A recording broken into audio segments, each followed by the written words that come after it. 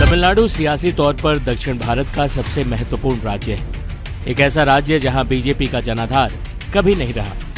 कांग्रेस की विदाई भी काफी वक्त पहले हो चुकी है। दो छत्रपों ने 3 दशक से अधिक समय तक राष्ट्रीय पार्टियों को तमिलनाडु की राजनीति से बाहर रखा। करुणानिधि और जयललिता अब दोनों ही दुनिया में नहीं है। इस बीच पूर्व आईपीएस अधिकारी के अन्नामलाई, जो बीजेपी तमिलनाडु के प्रदेश अध्यक्ष हैं, राष्ट्रीय मीडिया की सुर्खियों से दूर तमिलनाडु में बीजेपी को जमीनी स्तर पर एक बड़ी ताकत बना रहे हैं। अन्नामलाई पर बीजेपी को इतना भरोसा है कि उनकी वजह से बीजेपी ने जयललिता की पार्टी एआईडीएमके से नाता तोड़ लिया, लेकिन अपने अध्यक्ष पर आंच नहीं आने दी। के अन्नामलाई अपनी एनएमएन मक्कल यानी मेरी भूमि मेरे लोग यात्रा की वजह से सुर्खियों में है। दक्षिण भारत में कर्नाटक को छोड़कर कहीं भी जमीनी स्तर पर बीजेपी ऐसी पार्टी नहीं है जिसका बहुत बड़ा जनाधार हो। दक्षिण भारत में अपनी पकड़ बनाने के लिए बीजेपी ने ऑपरेशन दक्षिण विजय तैयार किया है। इस मिशन के लिए के अन्नामलाई बीजेपी की सबसे बड़ी उम्मीद है। के अन्नामलाई ने जुलाई 2023 में मक्कल यात्रा शुरू की, जिसमें वो राज्य के सारे 234 विधानसभा क्षेत्रों में गए। गृह मंत्री अमित शाह ने हरी झंडी दिखाकर इस यात्रा का शुभारंभ किया था और यात्रा के समापन पर खुद पीएम मोदी पहुंचे। 7 महीनों तक चली इस यात्रा में अन्नामलाई ने पूरा राज्य छान मारा।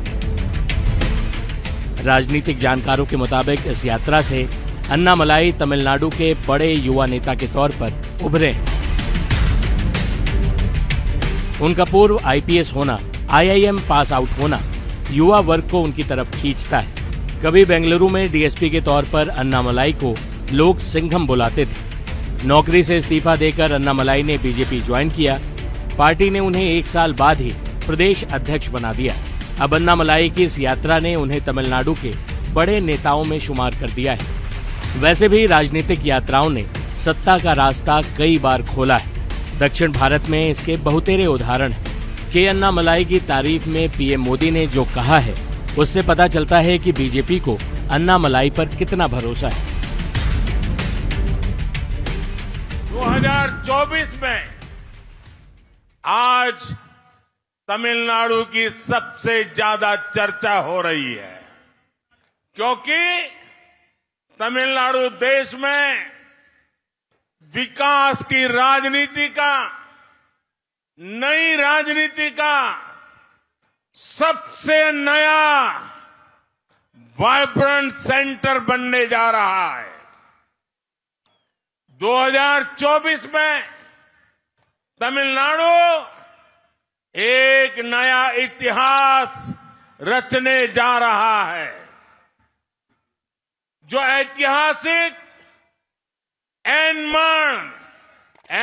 मक्कल पदयात्रा आज पूरी हुई है, वो इसका सबसे बड़ा सबूत है।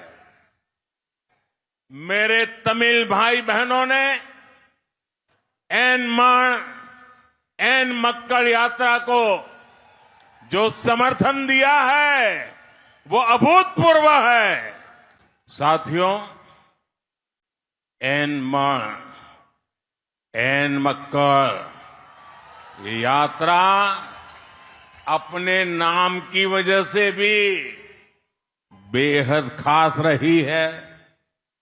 हर भाजपा कार्यकर्ता के लिए इस मिट्टी का कण कण ईश्वर के समान है। हर भाजपा कार्यकर्ता नेशन फर्स्ट के संकल्प के साथ समाज की सेवा में जुटा है। मैंने भी देखा है कैसे समाज के हर एक वर्ग ने इस यात्रा के दौरान बीजेपी के लिए अपना समर्थन, अपना आशीर्वाद दिया है।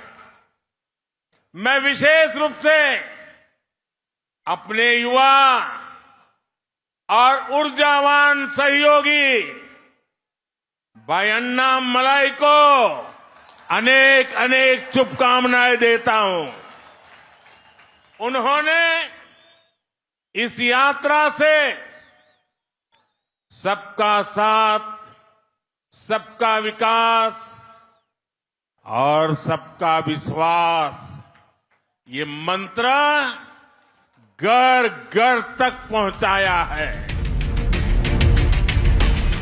वही अन्नामलाई भी लगातार दावा कर रहे हैं कि लोकसभा चुनावों में तमिलनाडु बीजेपी की जीत में बड़ा योगदान करने जा रहा है। Effort we have put into this organization over the last many months. 7-month yatra culmination is happening today. 233rd constituency over. We are getting into the last constituency. Lot of hard work. Personally, for me, I've become a better human being. Personally, for me, I'm amazed by the kind of support our Honorable Prime Minister enjoys in the nook and cranny of our state. That is something, a phenomenal mandate is coming BJP's way, Modi ji's way in 2024. We could see in the yatra. And more importantly, people's kindness, people's loyalty, people's bravery, and people's sense of integrity all shine through this yatra. Every person is a wonderful human being. The political parties needs to reach out, go to their place, talk to them. That is a lesson we will never forget. Politics is always done in the field, not in the rooms. That is a great lesson for us, for our senior leaders who are toiling hard in the field. For a youngster like me, it's a great lesson. And more importantly, for the party. For the party, if you look at it, this party is also grown by a series of yatras. Just before the assembly elections, we had the Vel Yatra. After 22 years, we had legislative members getting into the legislative assembly. Now, Yenman Yenmakal Yatra is slightly bigger in nature because the time frame is slightly more. Because Vel Yatra happened in the middle of COVID with a lot of restrictions. And we just couldn't move, people couldn't come, and there's a lot of restriction in traveling. So this Yatra was more expanded, 7 months, 108 days, traveling to all constituencies. So you'll see a difference in 2024 Lok Sabha polls. Modi ji will get a decisive mandate, more than 400. Tamil Nadu will be a biggest contributor. अगर ऐसा होता है तो अन्नामलाई दक्षिण भारत में BJP के सबसे बड़े खिलाड़ी बनकर उभरेंगे। उनके सांसदी का चुनाव लड़ने की भी चर्चा है। जानकारों की माने तो पीएम मोदी की गुड लिस्ट में शामिल अन्नामलाई को मंत्री भी बनाया जा सकता है। हालांकि पार्टी सूत्रों की माने तो अन्नामलाई को तमिलनाडु से दूर करने का रिस्क फिलहाल बीजेपी नहीं उठाना चाहेगी। जयललिता के निधन के बाद कमजोर पड़े विपक्ष की जगह बीजेपी लेना चाहती है, वो रास्ता जो तमिलनाडु की सत्ता की तरफ जाता है, जिसमें के अन्नामलाई की भूमिका सबसे अहम होने जा रही है।